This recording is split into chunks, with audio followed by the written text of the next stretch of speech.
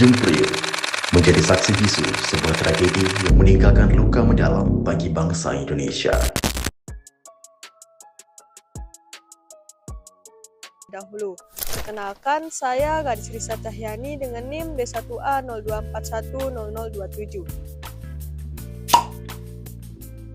Saya John Diklana dengan NIM D1A024100039. Saya Meli Ayu Permatahati dengan NIM D1A02410054. Saya Muhammad Rizky Adiaksa dengan NIM D1A024100055. Perkenalkan, nama saya Nabila Dulestari dengan NIM D1A02410059. Nama saya Nadia Putri Kirana dengan NIM D1A024100063. Hak asasi manusia atau HAM merupakan hak dasar yang secara kodrati melekat pada diri manusia sejak dalam kandungan dan bersifat universal, sehingga wajib dilindungi, dihormati, serta tidak boleh dirampas oleh siapapun. Namun, pelanggaran HAM tetap menjadi isu besar dan permasalahan yang terus berulang di Indonesia sejak masa lampau hingga sekarang. Salah satu kasus pelanggaran HAM terbesar pada masa Orde Baru adalah tragedi Tanjung Priok yang terjadi pada 12 September 1984 di Jakarta Utara, di mana aparat militer melakukan tindakan represif menggunakan senjata api terhadap warga sipil. Dampak dari tragedi ini dipenuhi perbedaan data korban yang signifikan. Laporan resmi mencatat 24 orang tewas dan 55 orang terluka.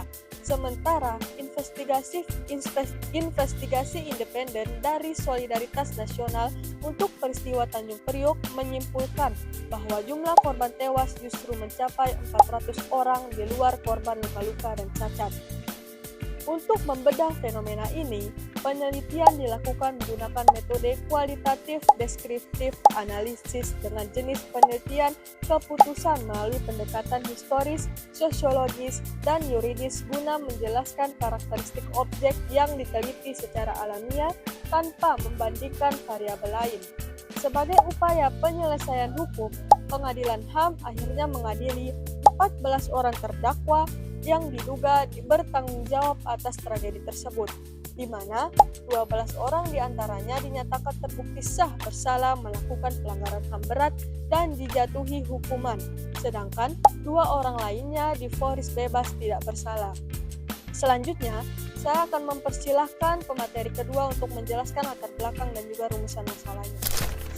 Peristiwa Tanjung Priok terjadi pada tanggal 12 September tahun 1984, merupakan salah satu pelanggaran HAM berat di Indonesia yang dipicu oleh kemarahan warga setelah seorang bintara TNI memasuki masjid tanpa melepas sepatu, yang kemudian berujung pada pembakaran motor aparat dan penangkapan sejumlah pengurus masjid.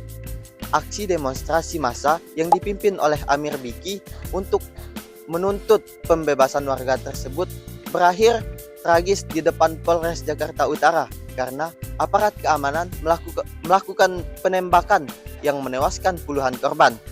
Peristiwa ini memunculkan dua versi kronologi, yaitu versi resmi pemerintah dan versi lembaran putih, dan tokoh masyarakat yang menyatakan bahwa massa langsung ditembak dengan senjata otomatis M16 oleh pasukan elit tanpa peringatan.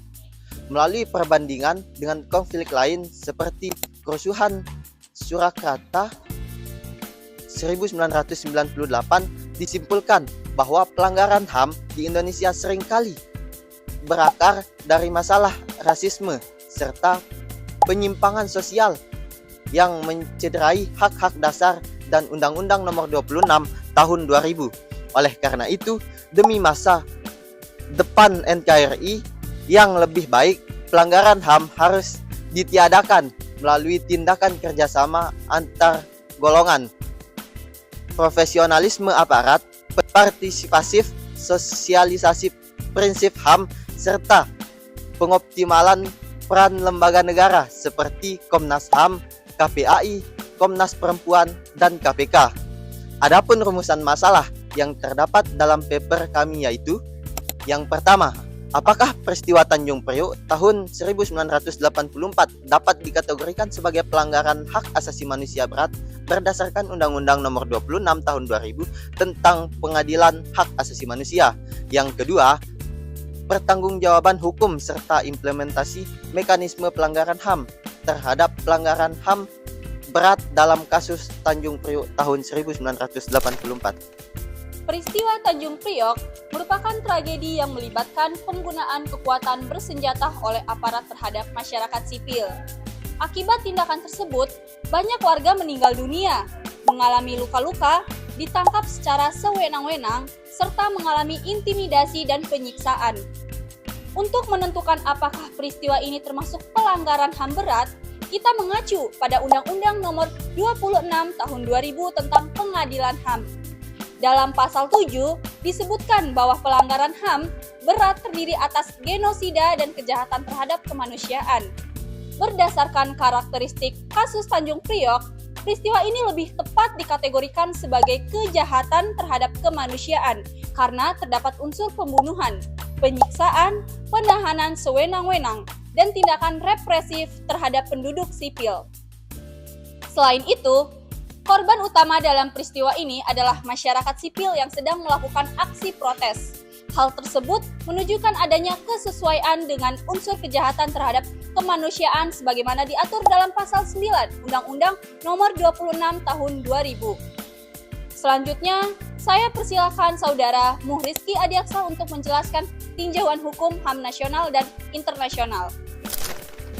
Dari perspektif hukum nasional, hak untuk hidup, hak atas kebebasan, dan hak untuk bebas dari penyiksaan merupakan hak yang dijamin oleh konstitusi dan berbagai peraturan perundang-undangan di Indonesia. Tindakan yang menghilangkan nyawa warga sipil, melakukan penyiksaan dan penahanan sewenang-wenang merupakan pelanggaran terhadap hak-hak dasar tersebut. Sementara itu, dari perspektif hukum internasional, tindakan pembunuhan, penyiksaan, dan penahanan sewenang-wenang yang dilakukan secara meluas atau sistematis terhadap penduduk sipil dapat dikategorikan sebagai kejahatan terhadap kemanusiaan. Oleh karena itu, baik menurut hukum nasional maupun hukum internasional, peristiwa Tanjung Priok memiliki karakteristik yang kuat sebagai pelanggaran HAM berat. Selanjutnya, saya persilahkan kepada Saudari Nabila Dewi Lestari untuk menjelaskan pertanggungjawaban hukum dan penegakan HAM dalam kasus Di ini. sini saya mau membahas tentang pertanggungjawaban hukum, yang dimana pertanggungjawaban hukum merupakan prinsip paling penting dalam penegakan HAM. Setiap individu yang melakukan atau bertanggung jawab atas pelanggaran HAM berat harus dimintai pertanggungjawaban sesuai hukum yang berlaku.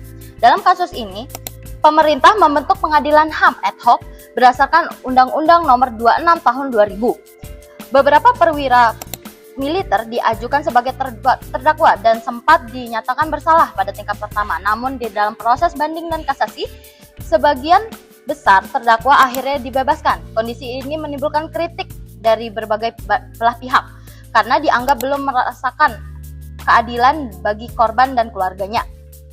Selain itu, proses pembuktian menghadapi beberapa kendala karena peristiwa terjadi hampir 2 dekade, yang dimana sebelum proses peradilan dilaksanakan, banyak alat bukti yang hilang dan sejumlah saksi yang telah meninggal dunia.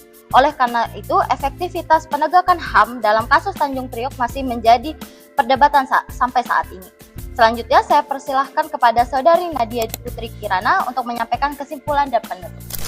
Oke, berdasarkan dari materi yang telah dipaparkan tadi, dari adanya latar belakang sehingga adanya pembahasan yang juga cukup jelas tadi, sekarang kita lanjut ke bagian penutup. Jadi dapat disimpulkan bahwa peristiwa Tanjung Priok pada tahun 1984 ini dapat dikualifikasikan sebagai pelanggaran HAM berat yang dimana dalam bentuk kejahatan terhadap kemanusiaan yang diatur dalam Undang-Undang Nomor 26 Tahun 2000. Peristiwa ini juga dapat melibatkan tindakan yang menyebabkan hilangnya nyawa warga sipil, penahanan yang sewenang-wenangnya, penyiksaan, serta berbagai bentuk tindakan represif lainnya.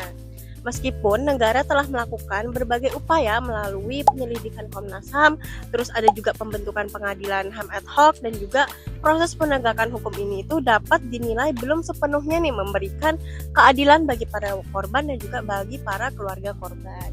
Nah, oleh karena itu, diperlukan adanya komitmen yang lebih kuat dari negara kita dalam menyelesaikan kasus-kasus pelanggaran HAM berat, memperkuat penegakan hukum, serta dapat memberikan pemulihan yang memadai kepada korban.